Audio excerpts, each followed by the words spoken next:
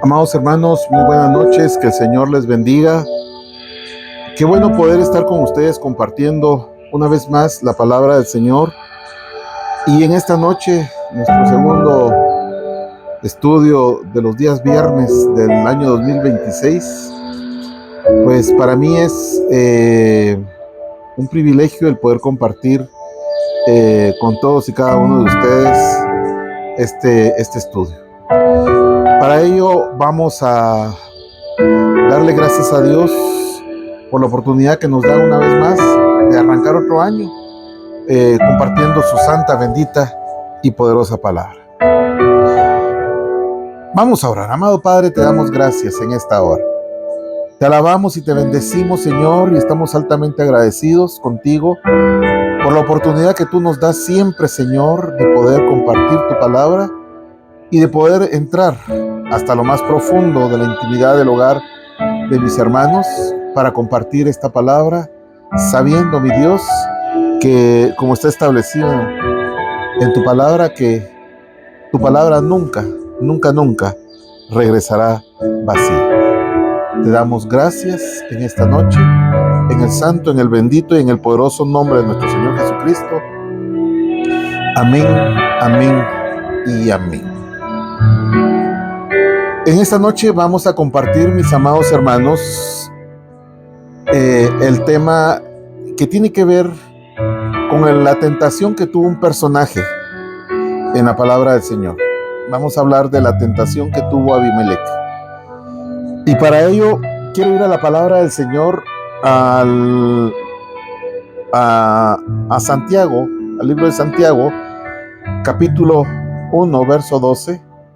Y vamos a leer la versión de la Reina Valera 1960, la cual dice: bienaventurado el varón que soporta la tentación, porque cuando haya resistido la prueba, recibirá la corona de vida que Dios ha prometido a los que le aman.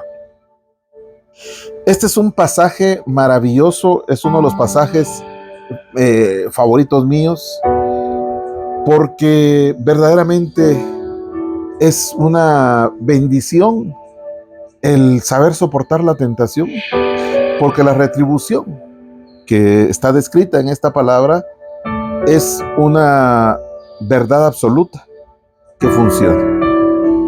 Y realmente, mis amados hermanos, es un principio espiritual para todo cristiano, de que podamos vencer, soportar la tentación, la prueba, para poder recibir la corona que el Señor ha prometido a todos aquellos que le aman, que amamos al Señor. Pero es importante que este principio establecido en esta porción de la palabra está relacionada a soportar la tentación. Y cuando nosotros estamos estudiando la palabra del Señor y vamos a lo que la palabra nos dice en relación a la tentación, es importante para nosotros saber que la palabra tentación viene del griego peirazo. Y peirazo significa intentar, significa probar, significa ensayar. Y eso es específicamente lo que hace precisamente Satanás. Satanás lo que hace es probar al pueblo de Dios. ¿A través de qué? A través de la manipulación de las circunstancias dentro de los límites, obviamente, que Dios permite. Y nosotros lo podemos ver como está establecido en el libro de Job, capítulo 1, verso 12, donde la palabra del Señor dice, ustedes ya saben esto, donde dijo Jehová a Satanás: he aquí todo lo que tienes está en tu mano, dentro de los límites que Dios le permite. Y lo vemos cuando los hijos de Dios estaban reunidos delante del Señor, y dice la palabra en el libro de Job capítulo 1 que se apareció Satanás dentro de los hijos del Señor, y el Señor, todos conocemos la petición de Satanás para tentar a Job. Y en el verso 12 dice la palabra del Señor: y dijo el Señor a Satanás: he aquí todo lo que tiene está en tu mano, la permisividad de Dios, solamente no pongas tu mano sobre él. Y salió Satanás de delante de Jehová. y lo vemos un capítulo más adelante, en el capítulo 2, verso 6, donde dice, y Jehová dijo a Satanás, he aquí, él está en tu mano. Vemos nuevamente la permisividad de Dios, y Dios le puso límite y le dijo, mas guarda su vida. Y cuando nosotros vamos a la primera carta de Pablo a la iglesia de Corinto, en el verso 10, perdón, el capítulo 10, verso 13, dice, no os ha sobrevenido ninguna tentación que no sea humana. O sea, en pocas palabras, Pablo está diciendo que no hay una tentación que venga sobre nosotros que no sea capaz de ser soportada por un humano. Y sigue diciendo, pero fiel es Dios, que no os dejará ser tentado más de lo que podéis resistir, sino que dará también juntamente con la tentación la salida. ¿Para qué? Para que nosotros podamos soportar. Entonces, Satanás, mis amados hermanos, tiene el propósito de tratar que los hijos de Dios se desvíen de la voluntad de Dios. Y ese es el trabajo de la tentación. Pero tenemos también que en el Nuevo Testamento se nos da a conocer a Satanás como el tentador, el implacable enemigo de Dios y de los hombres. Y dice implacable, mis amados hermanos, porque a él no le tiembla la mano y él no tiene misericordia. Y en Mateo 4:3 dice, y vino a él, ¿a quién? A Jesús, el tentador. En 1 Tesalonicenses también nos habla, dice, bueno, vamos a leerla. 1 Tesalonicenses, mis amados hermanos, capítulo 3, verso 5, donde dice, por eso, cuando ya no puede soportarlo más, por eso cuando ya no pude soportarlo más, mandé a Timoteo a indagar acerca de su fe, no fuera que el tentador, ¿de quién está hablando acá? Del tentador, los hubiera inducido a hacer lo malo y que nuestro trabajo hubiese sido en vano. Mire, aquí Pablo describe perfectamente al tentador. Y si nosotros vemos en Primera de Pedro, capítulo 5, verso 8, aquí Pedro habla de nuestro adversario. ¿Quién? El tentador, Satanás. Y la palabra, a través del Nuevo Testamento, describe al tentador, a Satanás, mis amados hermanos, con el propósito, en primer lugar, que el cristiano esté constantemente en guardia. ¿Para qué? Es que describe el Nuevo Testamento a el tentador, para que el cristiano esté constantemente en guardia. Y en Marcos 14:38, la palabra nos insta a través de lo que Cristo Jesús enseñó, donde dice, velad y orad para que no entréis en tentación. Y dice, el espíritu a la verdad está dispuesto, pero la carne es débil. Aquí el Señor Jesucristo está hablando de la debilidad humana, mas sin embargo, en función a lo que hemos estudiado hasta el momento, tenemos nosotros la fortaleza para poder vencer esa debilidad humana. En Gálatas capítulo 6, verso 1 nos dice, hermano, si alguno fuere sorprendido en alguna falta, vosotros que sois espirituales, ¿cómo dice que nosotros debemos de ser? Espirituales, restauradle con espíritu de mansedumbre, considerándote a ti mismo, no sea que tú también seas tentado.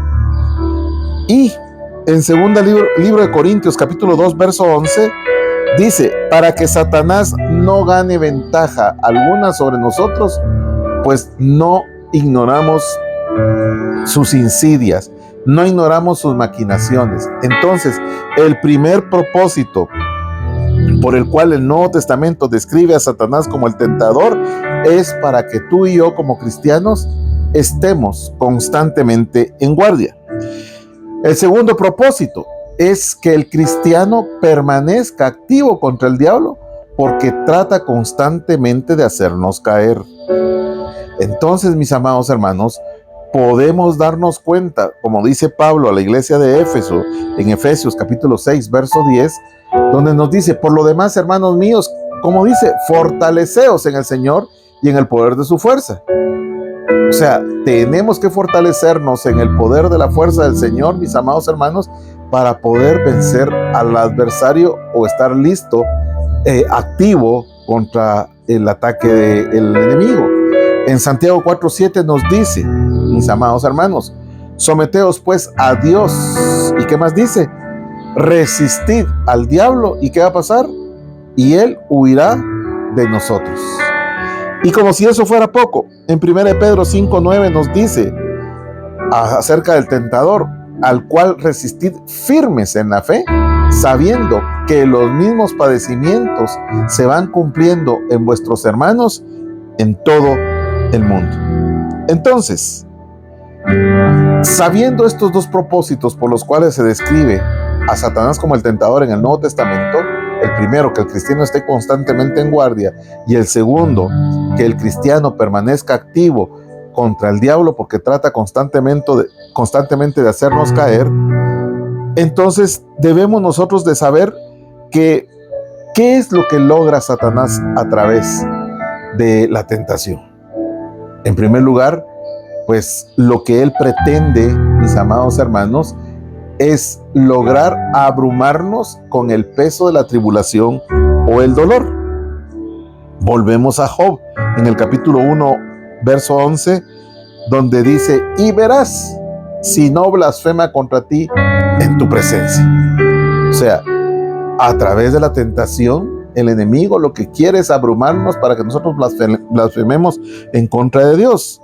Siempre ahí en Job capítulo 2, verso 7, dice: e hirió Satanás a Job con una sarna maligna desde la planta del pie hasta la coronilla de la cabeza. ¿Para qué? Para que por medio de la tribulación o el dolor, Job pues estuviese abrumado y que se lograra el propósito de Satanás, que era, que maldijera y blasfemara en la presencia del Señor. Si seguimos estudiando en la palabra, en Apocalipsis capítulo 2, verso 10, nos dice: no temas en nada lo que vas a padecer. ¿Cómo es lo que dice? No temas en nada lo que vas a padecer. Y sigue diciendo: he aquí, el diablo echará a alguno de vosotros en la cárcel para que seáis probados. ¿Para qué nos va a echar Satanás a algunos en la cárcel? Para ser probados. Y nos dice la palabra: sé fiel hasta la muerte y yo te daré la corona de la vida. Volvemos nuevamente con la promesa del Señor de la corona de la vida. Y si esto fuera poco, veamos lo que nos dice Hebreos capítulo 2, verso 18. Dice: pues en cuanto a él mismo padeció siendo tentado, es poderoso para socorrer ¿a quién? A los que son tentados. O sea, no estamos solos en esto, mis amados hermanos, pero necesitamos nosotros saber cuáles son los propósitos de Satanás. El primero es abrumar con el peso de la tribulación o con el dolor. El segundo, estimular al cristiano a través de la tentación para que satisfaga en forma equivocada sus deseos naturales. ¿Escuchó bien? Estimular para que el cristiano satisfaga en forma equivocada sus deseos naturales. ¿Y por qué decimos esto? Porque en Mateo 4:3 dice: y vino el tentador y le dijo: si eres hijo de Dios, di que estas piedras se conviertan en pan. O sea, si Satanás, el tentador, quiso estimular a Cristo Jesús para satisfacer en forma equivocada los deseos naturales que él tenía en ese momento, que era ¿qué? Hambre, 40 días de no comer, le puso la tentación, mas Cristo Jesús no cayó. Y en 1 Corintios capítulo 7, verso 3, nos habla y nos dice: el marido cumpla con la mujer el deber conyugal, y asimismo la mujer con el marido. Y aquí se está refiriendo al débito conyugal, de lo cual hemos hablado ampliamente en otras oportunidades. Y esto lo utiliza el enemigo, mis amados hermanos, como un pretexto para estimular en forma equivocada no solamente los deseos naturales, sino las bajas pasiones. Y por eso volvemos al tema. Es importante que tú busques, si estás siendo tentado, busques ministración para que en ayuda o con la ayuda necesaria tú puedas salir adelante de este embate que mete el enemigo. Nosotros, a lo largo de la palabra del Señor, podemos ver como antecedentes del título de lo que estamos hablando en esta noche, de la tentación de Abimelech. Podemos ver en el capítulo 8 de Jueces, donde se describe la historia de una de las hazañas de un gran héroe de la fe. No estamos hablando ni más ni menos que de Gedeón. En Hebreos 11, verso 32, la palabra describe, cuando está describiendo a los héroes de la fe, dice: ¿y qué más digo? Porque en el tiempo me faltaría contando acerca de Gedeón. Imagínense. Y cuando nosotros vamos al verso 21, al 21 y 23 de capítulo 8 de Jueces, en estos 3 versículos se nos muestra la valentía de Gedeón, mis amados, y los atributos que tenía para ser el primer rey sobre Israel. Sin embargo, él estaba claro de que quien tenía que reinar sobre Israel era Jehová. O sea, Gedeón estaba claro quién era el que tenía que reinar. Pero siempre ahí en el capítulo 8, versos del 28 al 35, se nos describe cómo fueron los últimos días de Gedeón y cómo el pueblo, mis amados hermanos, se volvió al desenfreno de la idolatría tras una deidad, tras la deidad Baal-Berit. Y Baal-Berit quiere decir Dios o Señor de pactos. Y cuando nosotros nos ponemos a investigar acerca de Baal-Berit, hablamos de un demonio de segundo orden, dueño y señor de la alianza, y se dice que es el secretario general y conservador de los archivos del infierno. Los fenicios que le adoraban le tomaban por testigo de sus juramentos. A este Baal-Berit se le ubica entre los más poderosos príncipes del infierno. Originalmente era un dios fenicio, era un dios cananita, y fue, mis amados hermanos, al que este pueblo, pues obviamente, al desenfrenarse, mis amados hermanos, en los últimos días de vida de Gedeón, pues se desenfrenó en una idolatría tras Baal-Berit. ¿Por qué estamos hablando de esto? Porque en la palabra del Señor nos habla de que el primer rey que levantó el Señor sobre Israel fue el rey Saúl. Pero antes del rey Saúl, mis amados hermanos, cuando transcurrió la muerte de Gedeón, si humanamente hubiese existido algún derecho de línea sanguínea para juzgar sobre Israel, este derecho, pues obviamente le hubiese correspondido a Jeter, el hijo primogénito de Gedeón. Usted lo puede ver en Jueces capítulo 8, verso 20. Sin embargo, Abimelech, hijo de Gedeón, con una concubina de Siquem, fue tentado. ¿Para qué?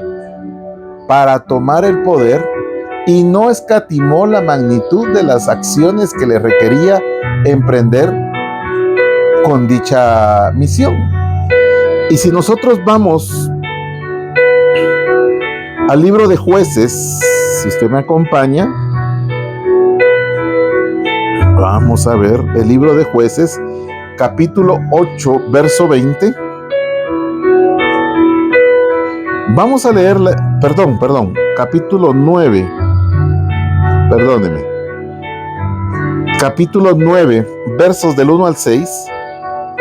Aquí habla de Abimelech, hijo de Jerubaal o Jeroboal o Gedeón. Este Abimelec fue a Siquem a ver a los hermanos de su madre y les dijo a ellos y a todo el clan de su madre: pregúntenles a todos los señores de Siquem qué les conviene más, que todos los 70 hijos de Jerobal o de Gedeón, Gedeón es lo mismo que Jerobal, los gobiernen, o que los gobierne un solo hombre. Acuérdense de que yo soy de la misma sangre de ustedes. Cuando los hermanos de su madre comunicaron todo esto a los señores de Siquem, estos se inclinaron a favor de Abimelec, porque dijeron: él es nuestro hermano.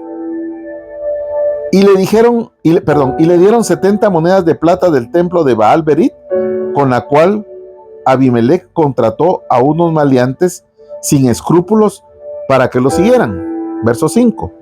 Fue a Ofra, a la casa de su padre, y sobre una misma piedra, escuche bien, sobre una misma piedra asesinó a sus 70 hermanos, hijos de Jeroboal o de Gedeón.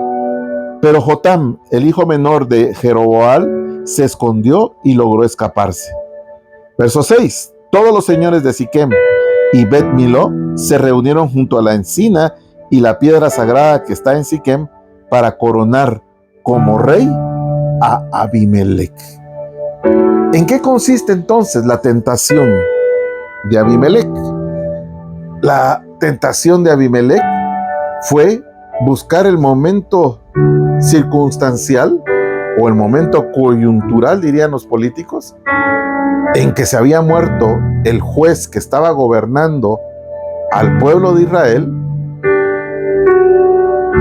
y solamente tenía unos pequeños obstáculos. Nada más y nada menos tenía 70 obstáculos, 70 hermanastros. Y él dijo entre sí: yo quiero ser el primer rey de Israel. Y entonces, pues obviamente mató a sus 70 hermanastros. Y veamos lo que dice siempre ahí Jueces, capítulo 9, versos 22 y 23, donde dice: y reinó Abimelec 3 años sobre Israel. ¿Cuántos años reinó? 3 años. Pero Dios envió un espíritu de discordia, un espíritu de oposición, de desaveniencia entre Abimelec y los habitantes de Siquem. Y los habitantes de Siquem procedieron pérfidamente con Abimelec. Entonces, mis amados hermanos, nosotros acá podemos ver cómo los habitantes de Siquem estaban, ministrados por este espíritu de oposición o espíritu de discordia que envió el Señor. Y en el capítulo 9, versos 52 al 57, se relata la muerte de Abimelec. ¿Como consecuencia de qué?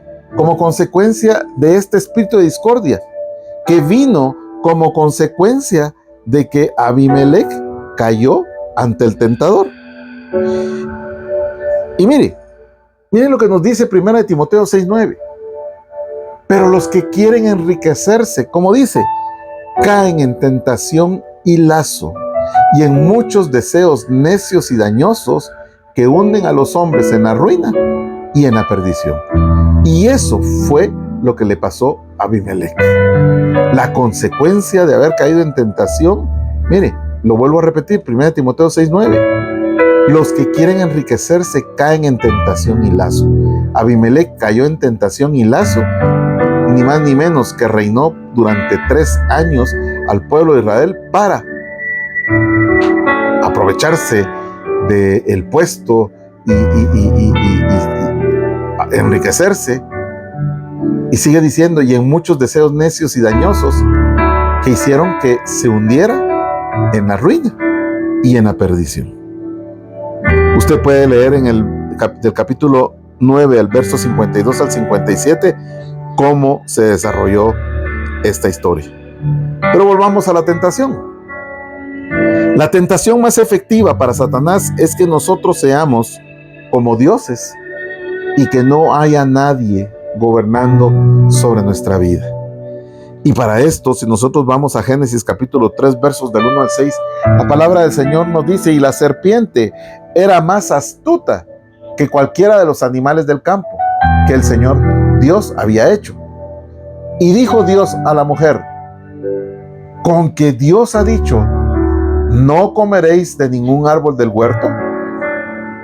Y la mujer respondió a la serpiente: del fruto de los árboles del huerto podemos comer, pero del fruto del árbol que está en medio del huerto ha dicho Dios, no comeréis de él, ni lo tocaréis, para que no muráis. Verso 4. Y la serpiente dijo a la mujer: ciertamente no moriréis, pues Dios sabe que el día que de él comáis, serán abiertos vuestros ojos y seréis como Dios, conociendo el bien y el mal. Cuando la mujer vio que el árbol era bueno para comer y que era agradable a los ojos y que el árbol era deseable para alcanzar sabiduría, tomó de su fruto y dio también a su marido que estaba con ella, y él comió. Ahora surge entonces, mis amados hermanos, la pregunta: ¿es pecado ser tentado o tener tentaciones? Definitivamente no, eso no es pecado. Si no, Cristo Jesús hubiera caído en pecado. Él fue tentado, y si Él fue tentado, ¿cómo no vamos a ser tentados nosotros? El problema, mis amados hermanos, no es ser tentado o tener tentaciones. El problema es ceder ante las tentaciones. ¿Por qué? Por no buscar la ayuda correcta de parte de Dios. En Hebreos 4:15, la palabra del Señor nos dice: porque no tenemos un sumo sacerdote que no pueda compadecerse a nuestra flaqueza, sino a uno que ha sido tentado en todo como nosotros, pero sin pecado. Cristo Jesús, mis amados hermanos, fue tentado en pecado, mas no pecó. Fue tentado en todo como nosotros, mas no pecó. Esa es la diferencia, y esa es la forma de que nosotros podemos vencer la tentación. En Marcos 1:13 dice: y estuvo en el desierto 40 días. ¿Y qué estuvo haciendo Jesús 40 días en el desierto? Siendo tentado por Satanás, y estaba entre las fieras, y los ángeles le servían. Y cuando se refiere a fieras, aquí se refiere a demonios, a potestades, entidades que estuvieron mañana, tarde y noche perturbándolo y hostigándolo con el objetivo de hacerlo caer. Ese es el trabajo que hizo el sumo sacerdote por nosotros, aquel que no deja de compadecerse de nosotros por nuestra flaqueza, sino que aquel sacerdote que fue tentado en todo como nosotros, pero no pecó. En Santiago capítulo 1, verso 13 al 14, mire, esto es importantísimo. Cuando dice que nadie diga cuando es tentado: soy tentado por Dios, porque Dios no puede ser tentado por el mal, y Él mismo no tienta a nadie, sino que cada uno es tentado cuando es llevado y seducido. ¿Por qué? Por su propia pasión. O sea que, mis amados hermanos, la tentación viene como consecuencia de un trabajo que el enemigo hace sobre nuestras vidas. ¿Con el objeto de qué? Con el objeto de hacernos caer en función a lo que Él ha estudiado, ha observado de cada uno de nosotros. Tú puedes ser una persona muy bonita, muy agradable delante de las personas, en tu trabajo, en tu congregación, con los hermanos. Pero ¿quién eres tú realmente cuando estás solo? ¿Quién eres tú cuando estás sin que nadie te mire? Yo te digo algo: el enemigo sí te mira, y el enemigo conoce qué es lo que eres tú en la intimidad. Y en función a eso es que el enemigo, como dice acá, nadie diga que es tentado, soy tentado por Dios, porque Dios no puede ser tentado por el mal, y Él mismo no tienta a nadie. Pero recalco esto, sino que cada uno es tentado. ¿Por qué somos tentados? Cuando somos llevados y seducidos por nuestra propia pasión. Amén, mis amados hermanos. ¿Qué más nos sigue diciendo la palabra del Señor? ¿Qué antídoto hay para repeler la tentación? En Mateo 26:41 lo hemos leído: velad y orad ¿Para qué? Para que no entréis en tentación. El espíritu está dispuesto, pero la carne nos dice la palabra que es débil. ¿Cuál es el antídoto número 1? En primer lugar, velad y orad. En Lucas 22:46, la palabra del Señor nos dice: y les dijo, ¿por qué dormís? Levantaos y orad para que no entréis en tentación. Segunda oportunidad que le está dando el Señor, segunda vez que el Señor está diciendo que estemos velando, levantados, firmes, orando. Lucas 8:13. Y aquellos sobre la roca son los que, cuando oyen, reciben la palabra con gozo, pero estos no tienen raíz profunda. Creen por algún tiempo y en el momento de la tentación, ¿qué pasa? Sucumben. Entonces, ¿de qué nos está hablando la palabra del Señor acá? Nos está hablando, mis amados hermanos, de que no solamente basta con ir a la iglesia, no solamente basta con decir que somos cristianos. Mis amados hermanos, tenemos que dejar que la palabra eche raíces profundas, mis amados hermanos. Vuelvo a leer Lucas 8:13. Y aquellos que sobre la roca son los que cuando oyen reciben la palabra con gozo. Aquí está refiriéndose a la semilla que cae. Pero estos no tienen raíz profunda, creen por algún tiempo y en un momento de la tentación sucumben. ¿Qué más nos dice la palabra como antídoto para vencer la tentación? Segunda de Pedro, capítulo 2, verso 9.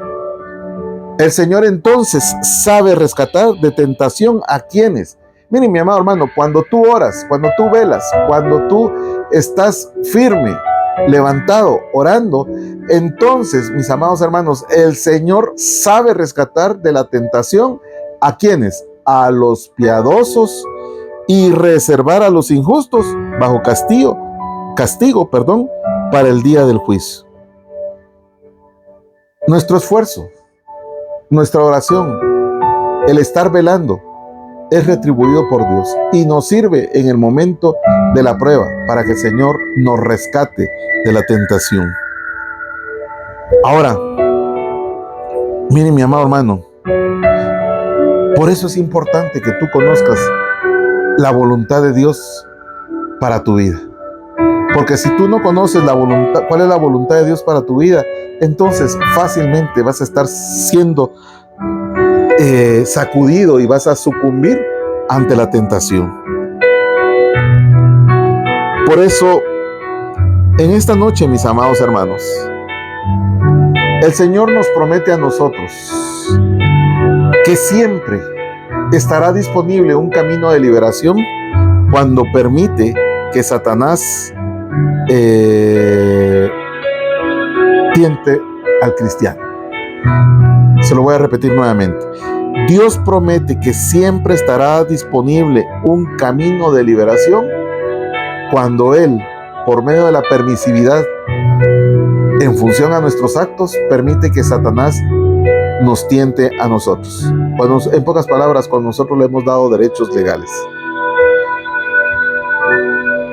Por eso vuelvo nuevamente en lo que dice 1 Corintios 10:13. No os ha sobrevenido ninguna tentación que no sea común a los hombres. Y fiel es Dios, que no permitirá que vosotros seáis tentados más allá de lo que nosotros podamos soportar, sino que con la tentación Él proveerá también la vía de escape a fin de que nosotros podamos resistir esa tentación. La palabra del Señor nos dice claramente en Proverbios capítulo 1, verso 10, mis amados hermanos: hijo mío, si los pecadores te quieren seducir, ¿qué dice? No consientas. Esto se refiere al bullying, entre comillas, que el enemigo nos pueda estar haciendo para caer en tentación.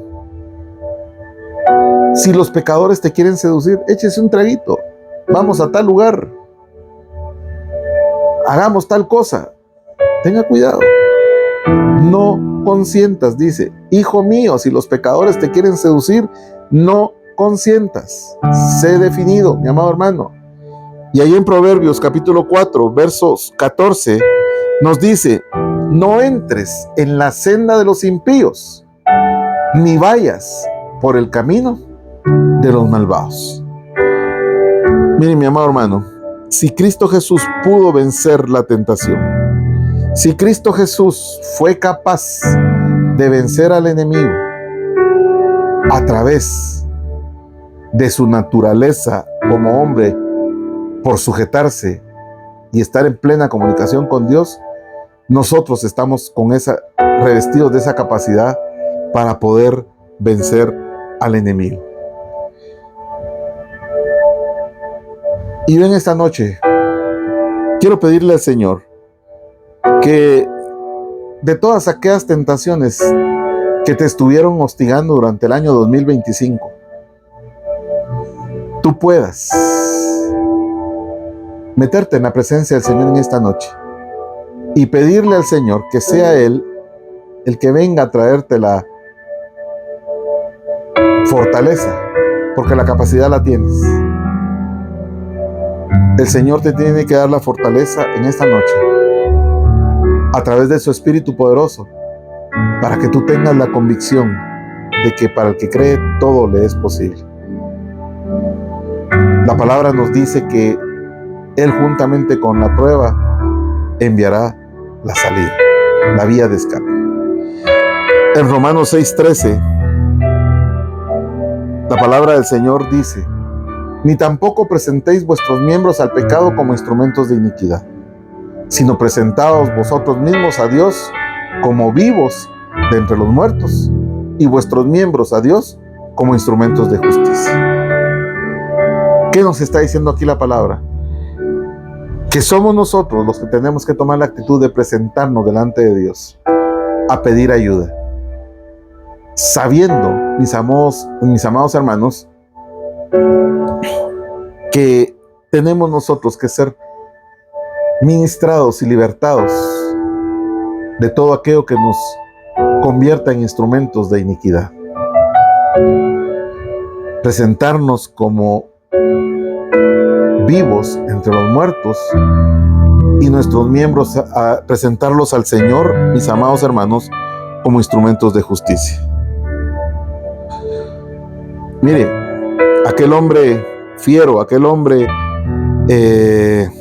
impetuoso, como lo era Pedro, nos da un consejo en su segunda carta, en el capítulo 3, verso 17, donde dice: así que vosotros, oh amados, sabiéndolo de antemano, guardaos, no sea que arrastrados por el error de los inicuos, caigáis de vuestra firmeza. Aquí no se trata de decir que estamos firmes. Aquí se trata de demostrar nuestra firmeza cuando venga la tentación. Y finalmente, mis amados hermanos, lo que nos dice Santiago en el capítulo 1, verso 12, el principio que leíamos al principio: bienaventurado el varón o la varona que soportan la tentación, porque cuando hayan resistido la prueba, recibirán la corona de vida que Dios ha prometido para los que le aman. Y si tú amas al Señor, en esta noche, yo quiero pedirte, mi amado hermano, que seas valiente y que le digas al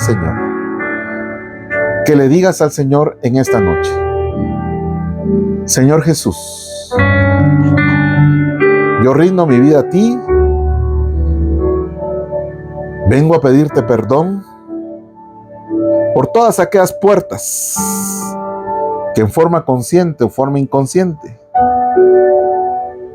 he permitido, al haberlas abiertas o al haberlas abierto, he permitido que el enemigo de una u otra manera esté lanzando ataques en contra de mí. Que esos ataques vengan en función a mis debilidades. Díselo al Señor.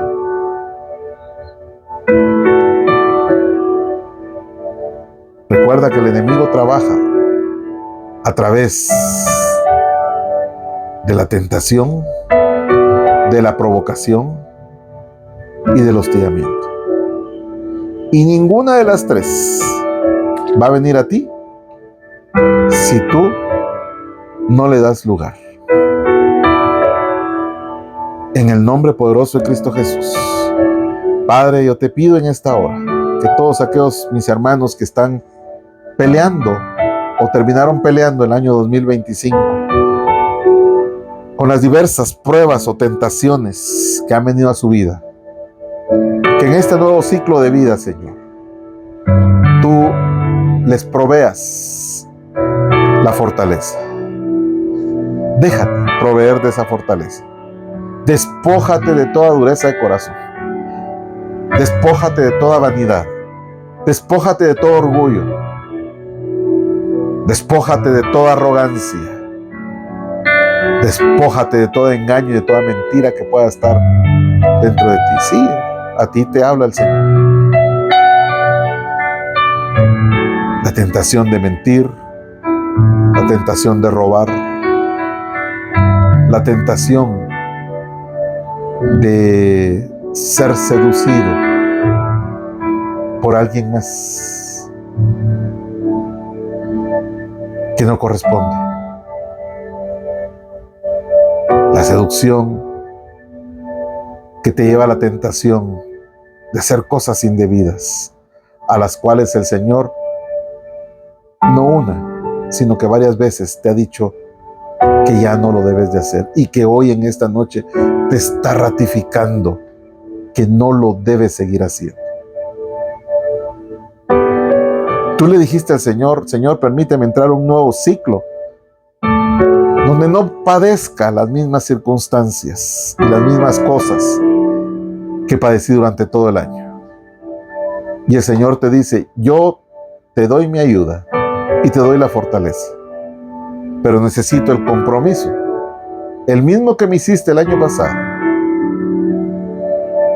que lo cumplas, que seas definido, que seas valiente, que seas aguerrido, que seas firme. Y siendo firme, siendo definido y no cediendo ante la tentación, entonces esa es la salida ante la provocación y la tentación en la cual has caído en los ciclos anteriores. He aquí el Señor trae nuevas fuerzas sobre tu vida. He aquí el Señor trae nueva directriz. He aquí el Señor te dice: cierra tu boca. He aquí el Señor te dice: saca todo el veneno que hay en tu corazón. Saca todo aquello que el enemigo utiliza a través de la provocación, a través del hostigamiento, y que te ha hecho caer muchas veces. En el nombre de Cristo Jesús yo vengo a quebrantar toda esta operación del enemigo. Pero también en el nombre de Cristo Jesús yo vengo a decirte, amado hermano, suelta la carne. Dile no a la carne. Llénate del Espíritu de Dios. Llénate de la palabra del Señor. Llénate de todo aquello que sale de la boca de Dios. Llénate de todo aquello que el Señor ha definido como bendición para tu vida. Gracias te damos en esta noche, mi Dios, porque sé que tú, Señor, estás haciendo cosas maravillosas. Estás trayendo libertad, estás trayendo restauración, estás trayendo fortalezas para que mi hermano y mi hermana puedan ser en este año 2026 bienaventurados. Bienaventurados porque soportan la tentación. Porque cuando haya resistido la prueba durante este año 2026, recibirán la corona de vida que tú has prometido para todos aquellos que te llaman, mi Dios. Gracias en el nombre poderoso de Cristo Jesús. Amén, amén y amén. Mis amados, que el Señor les bendiga, que esta palabra les sirva de fortaleza y que sea como un reto para que podamos vencer al enemigo y podamos terminar este ciclo del que empieza el 2026, iniciarlo y terminarlo en victoria ante la tentación. Que el Señor les bendiga y nos vemos el domingo 9:30 de la mañana o 10:30 de la mañana allá en el edificio Cordón Orjales. Que el Señor les bendiga.